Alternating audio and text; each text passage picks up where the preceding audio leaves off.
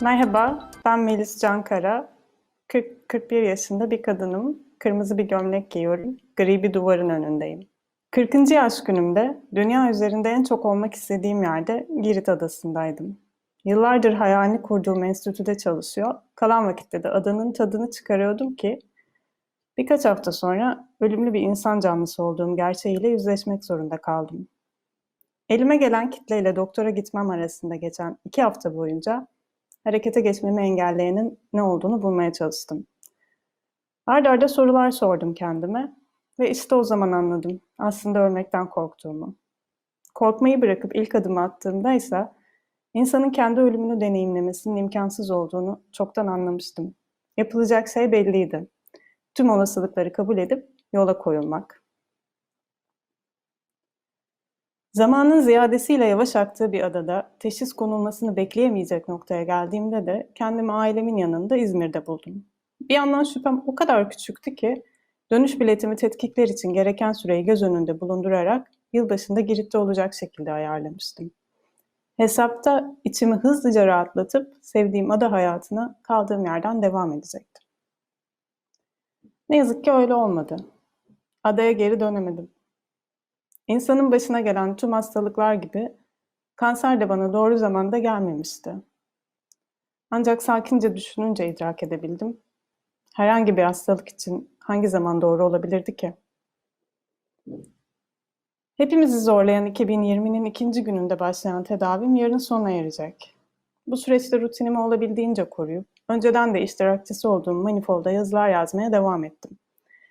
Bu yazıların hastalığımın yanı sıra bedenimle ilgili değişimleri kavramamda ve yeniden sağlığıma kavuşmamda büyük önem taşıdığını düşünüyorum. Tüm bu süreçte 2 kritik eşik atladım.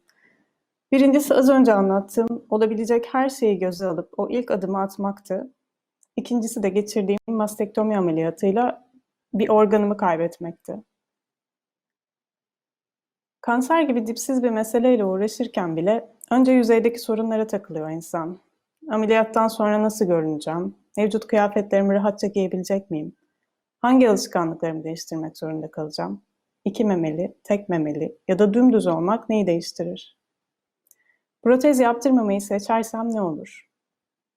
Bedenimle ilgili aslında doğada olmayan bir sorunun cevabını aradım. Hissim her an değişti, değişmeye de devam ediyor. Öte yandan protez olasılıklarını inceledikçe anlamını da sorgular oldum. Doğurganlık ve kadınlıkla özdeşleşen meme, ne sembolik ne de pratik olarak ikamesi mümkün olan bir organ gibi görünüyor. Örneğin protez bacak gibi hareketi sağlayarak pratik bir amaca hizmet edemez.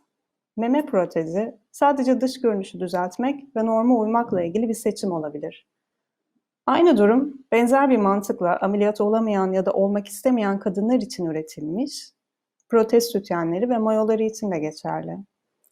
Hiç şüphesiz bu çözümler hayat kurtarır ve birilerine iyi gelebilir. Ancak tasarım eğitimi almış birisi olarak toplumsal norma uymaya çalışan bu üretimlerin kullanıcısını incitebilecek bir eksiklik vurgusu içerdiğini düşünüyorum. Olmayan memeyi var gibi göstermek yerine tek memeli kadınların kullanması için üretilmiş bir sütyen yok muydu peki? Araştırdım ve gördüklerimin azlığı karşısında şaşkınlığım beni kaçınılmaz olarak harekete geçirdi. Fransa'da ve Finlandiya'da mastektomi geçirmiş 2 ayrı tasarımcı kadının öncüsü olduğu etkileyici çalışmaları inceledim. Kendi deneyimimden yola çıkarak yurt dışındaki farklı yaklaşımları da içeren ve kadın bedeninin normatif algısını sorguladığım bir metin yazdım.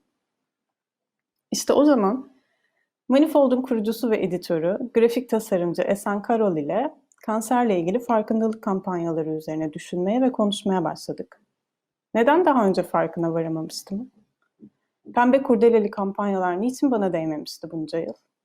İnsan ister istemez daha erken fark etseydim, mememi kaybetmeden çıkabilir miydim bu işin içinden sorusunu kendisine soruyor. Ve pek tabii başkaları için ne yapabilirim sorusunda. Önce teyzem Çiçek'le tek memeli halimle herhangi bir protez olmadan kullanabileceğim basit ve pratik bir sütyen yaptık. Sonra annemle mevcut sütyenlerimi dönüştürdük. Hem bu somut ihtiyaç hem de başkalarına da dokunabilme niyetiyle bir proje başlattık. Kampanya görselleri Esen Karol tarafından hazırlanan ve Manifold işbirliğiyle yürüttüğümüz M projesi, kendi mastektomi deneyimimden yola çıkarak başladığım sorgulamanın doğal bir sonucu olarak ortaya çıktı. 15 Ekim Dünya Meme Sağlığı Günü'nde mastektomi ameliyatından sonra rekonstrüksiyonu ya da silikon meme protezi kullanmayı tercih etmeyen ya da bu olanağı bulamayan asimetrik bedenlerin rahatlıkla kullanabileceği iç çamaşırı, mayo ve üst giyim ürünleri tasarlanmasına yönelik bir çağrı yaptık. Konu üzerine düşünmek isteyen herkesin katılımına açık ve teknik bir sınırlaması olmayan M çağrısı. Kadınlık, çekicilik, annelik, cinsellik ve estetik görünüm toplumun kadın memesine atfettiği simgeler. Oysa meme de tıpkı diğerleri gibi sadece bir organ. Bu organın kaybıyla baş etmek ve yeni bedeniyle yola nasıl devam edeceğine karar vermek sadece muhatabını ilgilendirse de toplumun kadın memesine atfettiği anlamın bu yükü ağırlaştırdığı bir gerçek. Öte yandan dış görünüşün düzeltilmesi ve fiziksel eksikliğin giderilmesi yaklaşımları da kaçınılmaz olarak tek yolun rekonstrüksiyon ya da silikon meme protezi olduğu algısını yaratıyor. Halbuki o yara iziyle yaşamayı seçmek mümkün. Yara izi, meme kanseriyle karşılaşmış pek çok kadına bir kayıptan çok bir kazancı, her şeye rağmen hayatta oluşu hatırlatıyor. Bu korkulacak, saklanacak ya da utanılacak değil, aksine kutlanacak ve hatırlanacak bir şey olabilir. Yara izini ya da meme protezini seçmek kolay olmadığı gibi, bunlardan biri diğerinden daha üstün ya da daha doğru da değil. Her iki seçimde öznel ve hiç şüphesiz farklı zorlukları var. Ne var ki bedenimizle kurduğumuz ilişkinin biricikliğine karşın gündelik hayatta kullanılan giysi kalıplarının dayattığı bir norm var.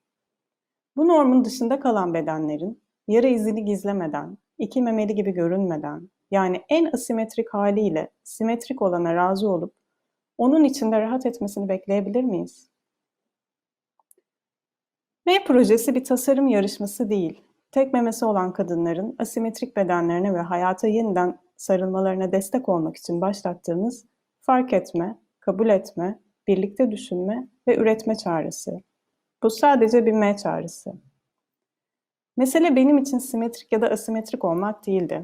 Yatağa girdiğim gibi sokağa çıkabilmek ve sokağa çıktığım gibi yüzebilmek. Yani olduğum gibi görünür olmaktı derdim.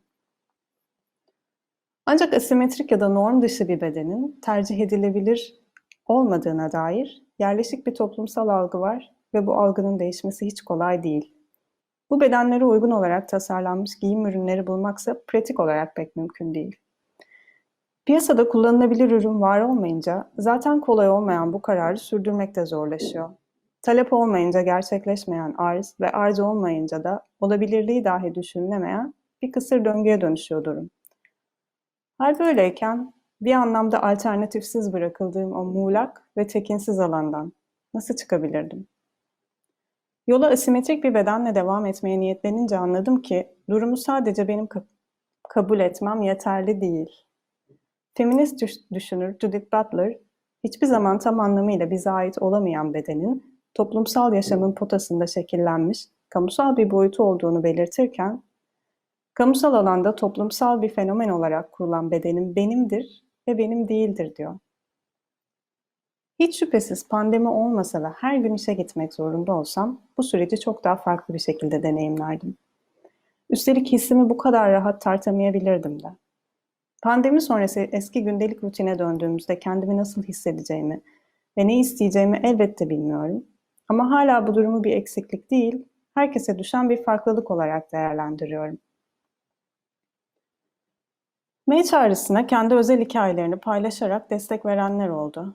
Bu hikayeler bana kadınlığa dair pek çok durum gibi problemlerin de konuşulmadığını, bu tür durumları paylaşıp tartışabileceğimiz, birbirimizden destek alacağımız bir ortamın var olmadığını ve bunun ne kadar önemli olduğunu gösterdi. Öte yandan çağrımıza simetrik kalıplı ve protez kullanımına yönelik tasarımlar gelmeye başladığında aslında derdimizi tam olarak anlatamadığımızı fark ettik. Zaman içerisinde de anladık ki çağrı metninin anlaşılmaması ifade biçimimizle ilgili değil, az önce bahsettiğim o kanıksanmış algıyla ilgili. Bu algı zihinlerimize o kadar yerleşik ki projenin ismi Türkçe olmasına karşın pek çok kişinin mi olarak okumaya yatkın olduğunu gözlemledim.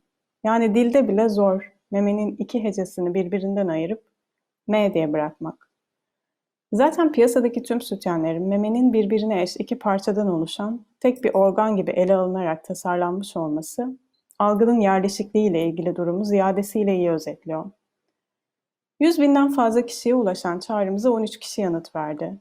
Tüm bu tasarımları derleyip Manifold'da yayımladık. Oluşturduğumuz jüri tarafından seçilecek olan bir tasarım, kalıbı çıkartılarak üretilecek. Tasarımları ihtiyaç duyan ya da isteyen herkes tarafından tekrar üretilmesini mümkün kılacak bu kalıp fikrini, hem projenin sürekliliğini hem de daha çok kişiye ulaşmasını sağlayacağı için özellikle önemsiyoruz. Hayatta başımıza gelen hiçbir şey, onun gerçekleşmesi fikrinden daha kötü değil. Ameliyat sonrası yeni bedenimle nasıl ilişki kuracağımı bulmaya çalışırken, kendimi içinde bulduğum M projesi, kadınlara dayatılan bedensel normları ve kadın bedenine ilişkin yerleşik toplumsal algıyı sorguluyor. Oysa insan aklı her koşulda kendine normal gelmeye meyyal. Azı, çoğu, doğrusu, yanlışı, eksiği, fazlası, kendine göre hep. Sonuç olarak sadece kendisi duyabildiğinizde nefes alıp verdiğiniz her hal kaçınılmaz olarak normalizdir. Bu beden her haliyle benim ve ben bu bedenle bir an önce adaya dönüp herhangi bir protez kullanmadan yüzebilmek istiyorum. His ki en çok ana içkin. Elbette her an değişebilir. Hiç şüphesiz benimki de sürekli değişecek. Ama kendi adıma konuyla ilgili bildiğim tek bir şey var. Bir süreliğine bile olsa artık kalbim güneşe daha yakın.